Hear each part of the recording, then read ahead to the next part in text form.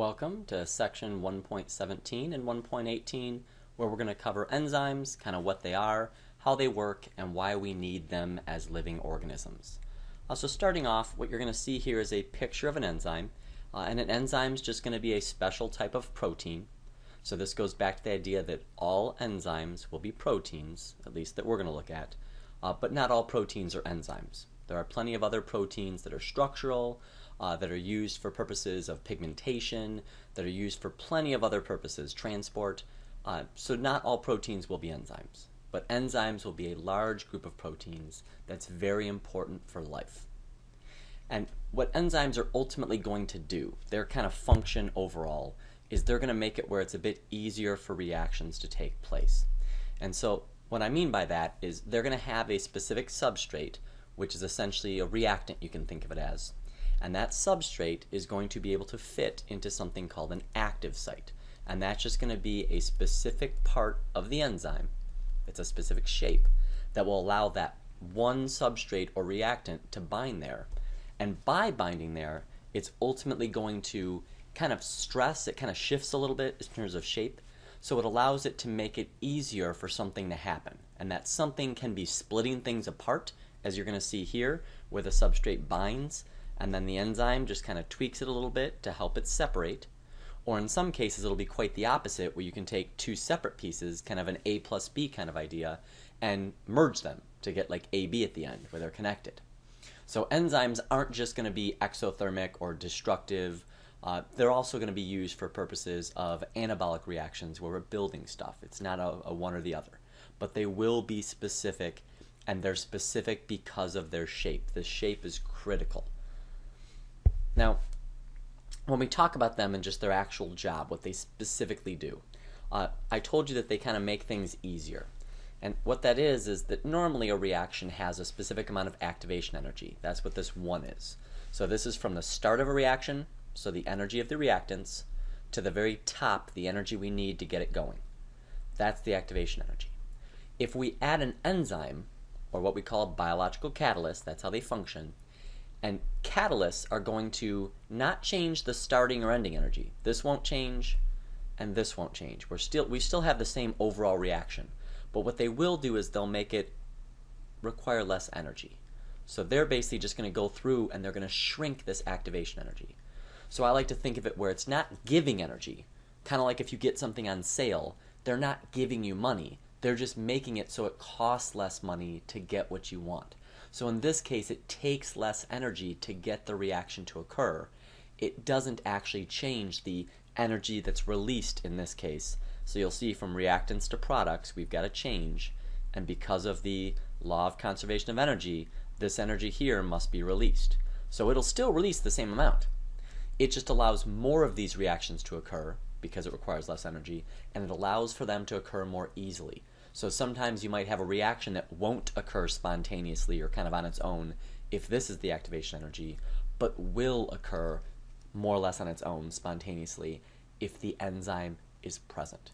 So that's why this is so important for us as a living organism, because a lot of our reactions would occur either too slowly or essentially not at all if we don't have the enzymes. And if we can't keep up, if you will, with making the stuff that we need to produce, with destroying the stuff that we need to get energy so that we can make ATP to get what we need. Because if you remember, we've got this kind of idea where the food is going to get broken down into pieces, specifically CO2 and H2O typically. And by breaking that down, we said how we take and we convert this ADP and phosphate, we convert that to be ATP. And so that's what we're going to use the energy, if I can right here, we're going to use the energy from this food breaking down. So the energy from this is going to be used to allow this to happen. All right? So the end result is ATP is storing energy. It's got 3 phosphates, so it's pretty much a nucleotide with 3 phosphates. We'll just draw them as rings, so each of these is a phosphate. And if we rip off this last phosphate, it ultimately releases energy. And so we can use the energy that's released to do endothermic reactions. So because of this kind of in-depth process, it allows for us to make sure that we can break down enough stuff to make enough ATP so that we can use that ATP and power everything that's going on in our body. So that can be making our muscles function so they can contract and move, to make sure we can breathe and our blood's pumped around, not to mention that we can go hunt or gather food or do whatever it is that we need to do. We need to be capable of doing all of these various processes, our metabolism, and the enzymes are what lets us do it. And they do that by, once again, speeding up the reaction. And sometimes they'll call it speed up the reaction rate. And so they will allow reactions that would occur slowly or pretty much not at all to occur at a decent pace so we can keep up.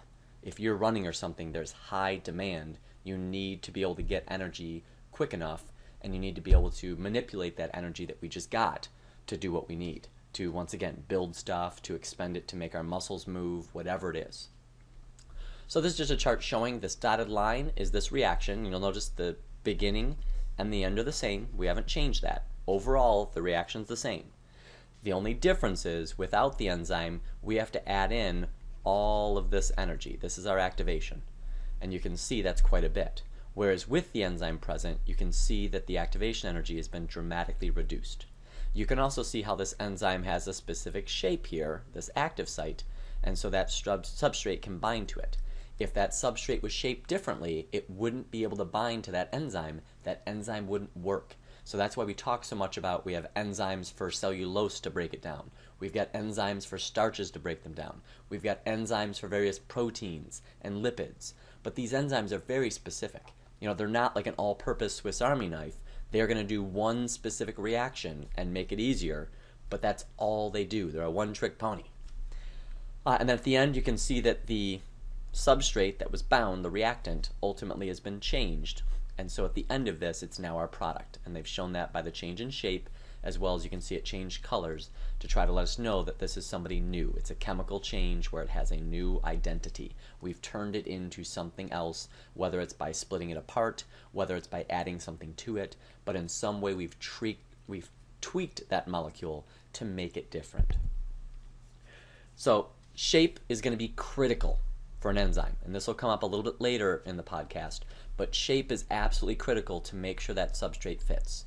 If you change the shape of an enzyme, it doesn't work the way it used to because it can't bind the substrate that it used to. So it's very, very important that as proteins, it's got this complex three-dimensional tertiary shape, and it's very important that you keep that shape because if you change it, it might catalyze a different reaction. I mean, it could still be useful in a sense, but it's not going to do the original reaction that you need it to. And if that's a vital reaction, that would lead to death.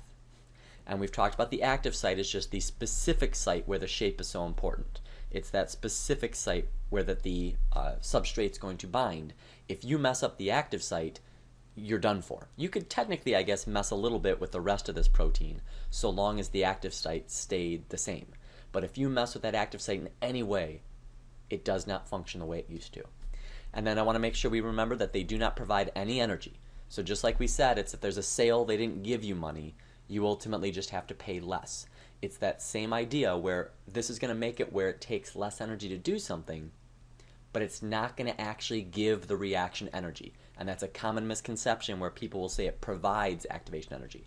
It does not. It just makes it where you need less. So we talked about like the boulder, you can push a boulder or you could use a lever. Either way, you still provide all the energy yourself. But the lever will just make it where you don't need to provide as much energy. And so with a lever, you can do more with less energy, but it's not, the lever itself, a chunk of metal or wood, is not actually giving you energy. It's still just you pushing. It just makes it where you need less energy to get the job done, which lets you do more of the task. That's why the reaction rate goes up. More reactions are able to occur. And then lastly, these are not used up. And so after a reaction, the enzyme is still perfectly fine right there. It's ready to bind to another substrate and do another reaction, and another, on and on. So ultimately, if you have an enzyme, it's going to be on doing this reaction until at some point we can either turn it off. Some enzymes we can change the shape of them reversibly, so we can kind of change the shape to turn them off, and then change the shape back if needed to turn them on. So some of them will have this kind of off switch, and some of them, if we want to get rid of them, we ultimately just destroy them. And so this is like, once again, if you could turn your radio on, but then it just stayed on forever unless you did something, one way to make it stop is destroy it. It's probably not the most fiscally sound way of doing so, but it would allow it would allow you to make it stop. But otherwise, enzymes are not a reactant. They're not converted. They're exactly the same at the end of a reaction as at the start, so the enzymes can be reused over and over again, so long as you don't in any way change their shape and turn them off, or change their shape by literally cutting them up to pieces. And this is kind of what we discussed here. All enzymes are proteins. Not all proteins are enzymes. This is a lot like saying all cheerleaders are people, but not all people are cheerleaders. So just keep in mind, if I bring up proteins, I'm not necessarily talking about enzymes, but when I bring up enzymes, they are made as a protein. So they're made of amino acids. They're ultimately going to have this complex 3D structure, and they'll be vulnerable to the same things that proteins are that we'll get to later. And important to life, this is what accounts for our metabolism. So these guys determine kind of what you can eat, how you break it down. They determine what molecules we can build in our body. And so these guys are critical. And just keep in mind that because they're so specific, we've got like thousands of enzymes, or at least over 1,000. We do not have, a couple super do-everything enzymes. Each of these is going to be very specific to typically one reaction. So in general, they're normally going to do one reaction, and that's it. That's all they catalyze. If you want to do another reaction, have another enzyme. Now, the last bit's kind of why the protein was important, and that's because proteins are vulnerable to certain things because the way that they fold to get that secondary and tertiary three-dimensional structure, it relies a lot on these weaker bonds, like hydrogen bonds. And so these bonds can be broken relatively easily. And so if you make an enzyme, or really a protein in general, if you make it experience a large temperature or pH shift, you can actually make it chemically tweak itself. I'm not going to say you rip it in two, but oftentimes you'll make it shift. And so you'll make where some of those pieces that are folded up, they'll fold differently. And so by folding differently, it can do what's called denaturation, which means you'll make it change shape. And so if it changes shape, we talked about the fact that this typically means it will also change function. So it won't do what it was supposed to do. This is why you can go through and you can cook an egg white, which is clear, and after you cook it, the temperature denatures it or changes its shape, and so it gets new characteristics, such as it's white. So if you look at, or if you boil milk, it's the same idea. It'll taste different because you've changed the proteins that are in there. So all proteins, and certainly enzymes, which are proteins, are susceptible to things like temperature changes, because if it gets too hot, that's the big thing with denaturation. Okay, I could write this right. It's going to denature that protein. It's going to change it, and then it will not function. So you can see here as the temperature gets higher and higher, this is around our normal body temperatures. This is around 98, 99 degrees. And you'll see the enzyme works really well. That's its optimum. The enzyme's doing great. It's doing a lot of reactions. It's functioning perfect. But as we start to get hotter and hotter, you'll see the enzyme function plummets because what's happening over here is we are denaturing these enzymes. And as they get denatured, they no longer work. And because they don't work, the chemical reactions drop off. And so we can't get the job done that they were supposed to allow to be done. And so this happens pretty rapidly as you get too hot, and so this is why people can ultimately die from things like fever. Now, it's not like you died from a fever because you boiled your brain or something. You didn't. We're talking over here where you would die, regions that would likely be fatal, we're talking maybe 107 degrees, 106, 107. We're not talking 200 degrees. Water boils, if we're talking Fahrenheit, at over 200 degrees. You're dead from a fever around 107. So you're not boiling, it's just that it's getting hot enough that your enzymes start to change their shape and then the function drops off and you crash. You can't do these essential reactions and it kills you.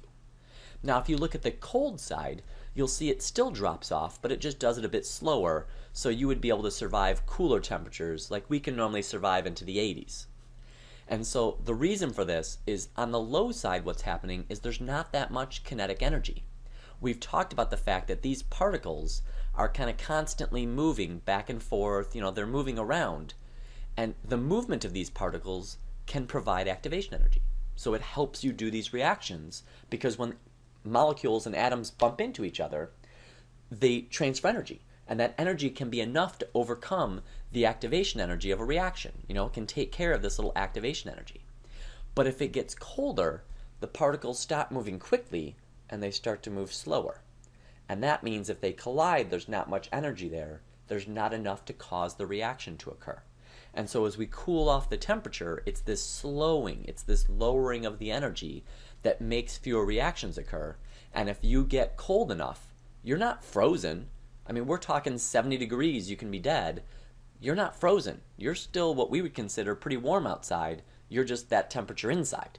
And that can kill you because the molecules that we have, the atoms, are moving too slowly to let the reactions occur fast enough to keep your metabolism going. Now, pH is going to be more of just a reactive idea because when you have pH, or what we call acids bases, you're talking about certain ions being released that are reactive, H pluses or OH minuses. So these are just specific molecules or ions, and they happen to like to get together with other guys. So they essentially cause chemical reactions to occur if they're present in certain amounts. And so enzymes typically are evolved to handle a specific pH. So in this case, this enzyme is working at its optimal, its best, at around neutral. 7 is going to be known as neutral. That's like pure water. Whereas there can be other enzymes that can work well at high pH, so we could say this is maybe like 11 or 12, and that would be considered basic. And then if you're on the other end, where let's say this one looks like it's around 2, that would be acidic. This would be like in your stomach. So in our stomach, we have enzymes like pepsin, which breaks down proteins, and so pepsin functions best at low pH. It functions best if it's acidic, which is great because it's in our stomach, and our stomach has acid. Now, if we put that same enzyme in a neutral solution, it would work almost not at all. I mean, you can see there might be a little bit of function, but it would work at a fraction of its efficiency in that solution. And that makes sense because it's evolved in our stomach that's acidic to work. So individuals with the best enzymes that work the best, they would live, survive, reproduce better than others. Whereas if you're talking about our blood, our skin, our intestines, those aren't acidic, so we would normally expect to see enzymes like this one that work well at a neutral pH, because that's what we normally are. Just like the enzyme over here that you'd find in a person works best around 100 degrees or so, because that's our body temperature. People would live best if their enzymes work as best as possible, because your metabolism's at its peak. You're able to outcompete others. And then this last guy would work best in an area like there's some lakes where it's very basic. Lake Malawi, I believe, in Africa is one of them, where you see a lot of cichlids, type of fish. They're all different kinds of them. We'll talk more about them later. But they're cool, tropical-looking fish that are freshwater fish, but they live in this very basic lake, and so their enzymes would be expected to do better at a basic pH. So 9, 10, somewhere around there in terms of pH, you'd expect them to be around their peak, because that's the environment they're normally in. And if I make things too much more basic, or not that basic, ultimately the function drops off, and if we change the pH enough, it can kill you. And this is why things like acid rain can be so dangerous. Acid rain doesn't burn you. It's not that acidic. I mean, acid rain is ultimately about the acidity, sometimes even not as acidic as pop. But if you've got an aquatic organism like a fish that can survive and is geared to survive at about 6.5 in pH, and you suddenly drop that to 5.5, that shift in pH can be enough to make their metabolism crash enough that they die. And so this is why they talk so much about acid rain, and they talk so much about pH if you raise fish. If you have an aquarium, pH is such a big deal because they're surrounded by these ions, and if it gets too acidic or too basic, those ions can mess with their ability for the enzymes to work, and it can cause you to lose your fish. Your fish can die, despite the fact that you could still probably drink that water with absolutely no issues in terms of acid or base. It'd still be pretty close to neutral. We drink things all the time that are pretty acidic and pretty darn basic without any problems. So it might be a tiny little difference in pH that we wouldn't even notice if we drank it because we can cope with it. But for those fish that are immersed in it, they can't help it. Small changes are enough to ultimately kill them. So we'll deal with this one more in the lab that we're going to come up to on Monday, and we will kind of look at some different enzymes, and we'll talk about how some of the stuff could affect them. But I hope you guys have enjoyed the Enzyme podcast. This wraps up at least our crash course on enzymes. We'll pick up some of the stuff in school, kind of dot the I's and cross any T's, and you guys have a good evening.